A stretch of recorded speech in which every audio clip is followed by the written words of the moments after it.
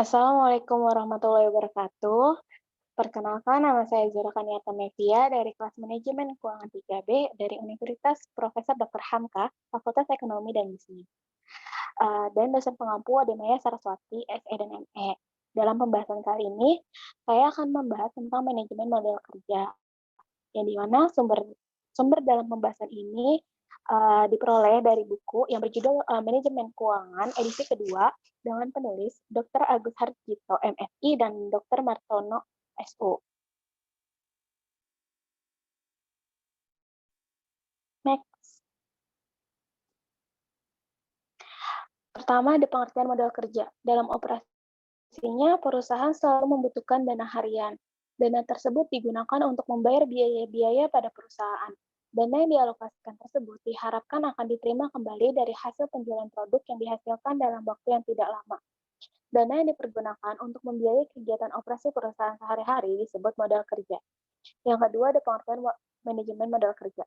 Manajemen modal kerja adalah manajemen dari elemen-elemen aktiva lancar dan elemen-elemen hutang lancar. Tujuannya ialah mengelola aktiva lancar dan hutang lancar sehingga diperoleh modal kerja neto yang layak dan menjamin tingkat likuiditas perusahaan.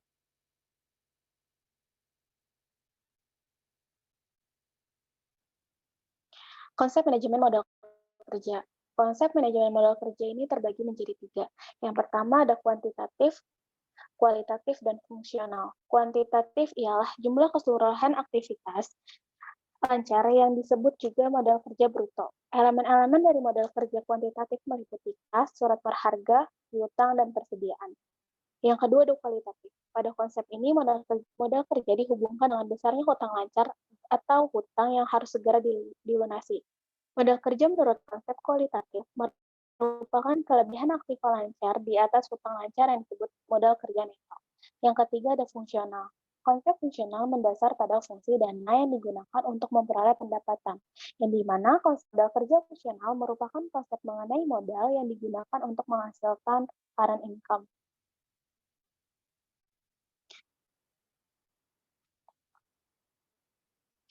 Pentingnya manajemen modal kerja. Yang pertama, ada keputusan modal kerja berdampak langsung terhadap tingkat resiko laba dan harga saham perusahaan.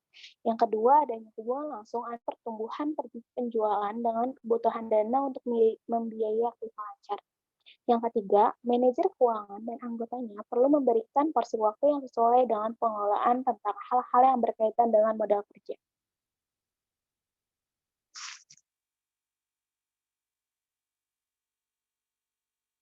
Jenis modal kerja. Jenis modal kerja ini terbagi menjadi dua. Yang pertama ada modal kerja permanen, yaitu modal kerja yang harus tetap ada dalam perusahaan untuk menjalankan kegiatan usaha. Yang kedua ada modal kerja variabel, yang di mana modal kerja yang jumlahnya berubah-ubah sesuai dengan perubahan keadaan modal kerja variabel.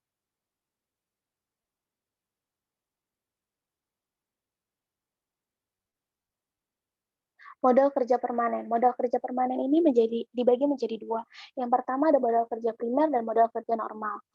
Modal kerja primer yaitu modal kerja minimum yang harus ada untuk menjamin kontinuitas kegiatan usaha. Yang kedua ada modal kerja normal, yaitu modal kerja yang dibutuhkan untuk melakukan luas produksi yang normal.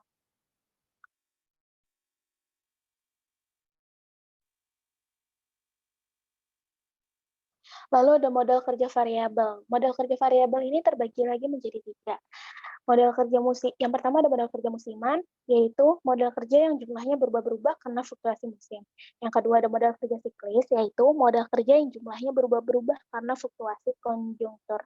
Yang ketiga ada modal kerja darurat, yaitu modal kerja yang jumlahnya berubah-berubah karena adanya keadaan darurat yang tidak diketahui sebelumnya.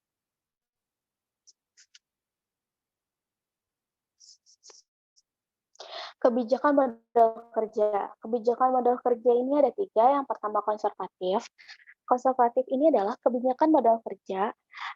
Konservatif merupakan manajemen modal kerja yang dilakukan secara hati-hati. Pada kebijakan konservatif ini, modal kerja permanen dan sebagian modal kerja variabel dibelanjai dengan sumber dana jangka panjang, sedangkan sebagian modal kerja variabel lainnya dibelanjai dengan sumber dana jangka pendek. Yang kedua ada agresif, yang dimana Pada kebijakan ini, sebagian modal kerja permanen dibelanjai dengan sumber dana jangka panjang, dibelanjai dengan sumber dana jangka pendek. Yang ketiga, ada kebijakan moderat. Pada kebijakan ini, aktivitas yang bersifat tetap, yaitu aktivitas tetap dan modal kerja permanen dibelanjai dengan sumber dana jangka panjang. Sedangkan modal kerja variabel dibelanjai dengan sumber dana jangka pendek. Kebijakan moderat mencerminkan kebijakan manajemen yang konservatif sekaligus agresif. Kebijakan ini memisahkan secara tegas bahwa kebutuhan modal kerja yang sifatnya tetap dibelanjai dengan sumber modal yang permanen atau sumber dana yang berjangka panjang. Sumber berjangka panjang lainnya adalah obligasi.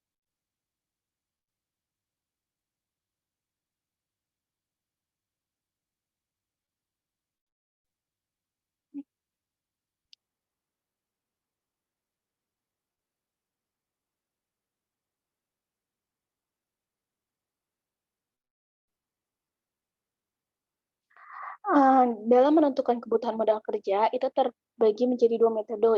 Metode yang pertama itu ada metode keterikatan modal kerja.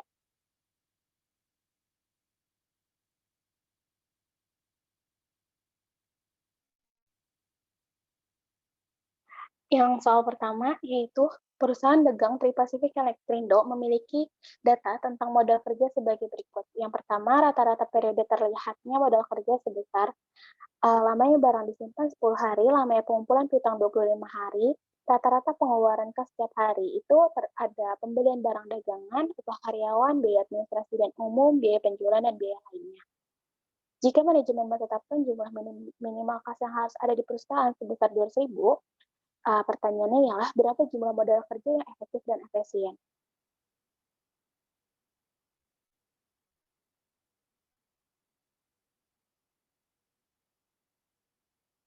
Nah, dari soal tersebut, kita peroleh jawabannya ialah rata-rata periode terikat modal kerja itu, lamanya barang disimpan ditambah dengan lama pengumpulan piutang, 10 hari ditambah 25 hari, jumlahnya adalah 25 hari. Rata-rata pengeluaran kas setiap hari, pembelian barang dagang itu sebesar 1.200.000, terus upah karyawannya itu 200.000, biaya administrasi dan umumnya ialah 20.000, biaya penjualannya 50.000, biaya lainnya 30.000. Jumlahnya itu ditambah. Lalu ditetapkan jumlah kas per hari minimal 200.000. Maka jumlah modal kerja agar efektif dan efisien adalah periode terikatnya modal kerja dikali pengeluaran kas atau per hari ditambah kas minimal. Sama dengan 25 dikali 1.500.000 ditambah 200.000 sama dengan 37.700.000.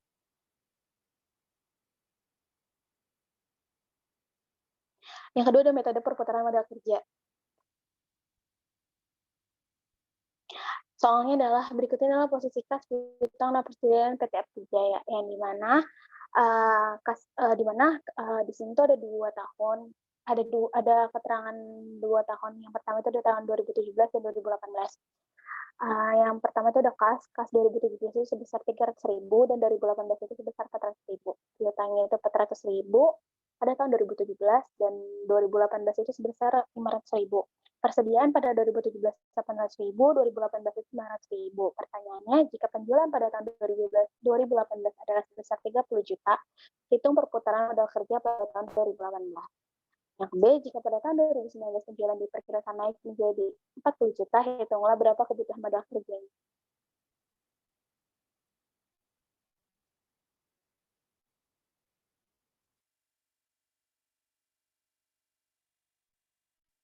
Nah, yang pertama, kita akan menjawab yang pertama itu, langkah pertama yaitu menghitung perputaran elemen-elemen pembentuk modal kerja.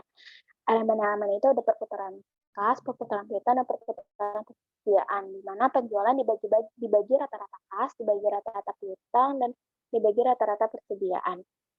Bisa kita lihat di sini ya, pada perputaran kas itu 30 juta dibagi 300.000 ditambah 400.000 dibagi 2. Nah, hasilnya adalah 85,71. Kita bulatkan menjadi 86 kali.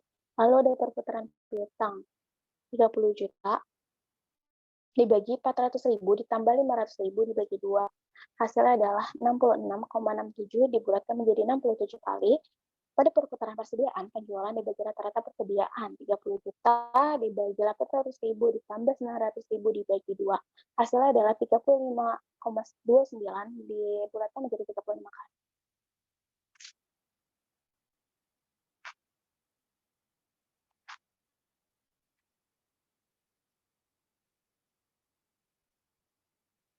Nah, langkah kedua yaitu menghitung periode terikatnya elemen-elemen modal kerja. Yang pertama, kas 360 dibagi 86 sama dengan 40 hari, dihitung 360 dibagi 67 sama dengan 5 hari, persediaan 360 dibagi 35 sama dengan 10 hari, jumlahnya ialah 19 hari. Nah, dari soal yang tadi, kita baru dapat memperoleh jawabannya. Yang pertama, A itu adalah perhitungan di atas didapatkan periode terikat elemen modal kerjanya adalah sebesar 19 hari.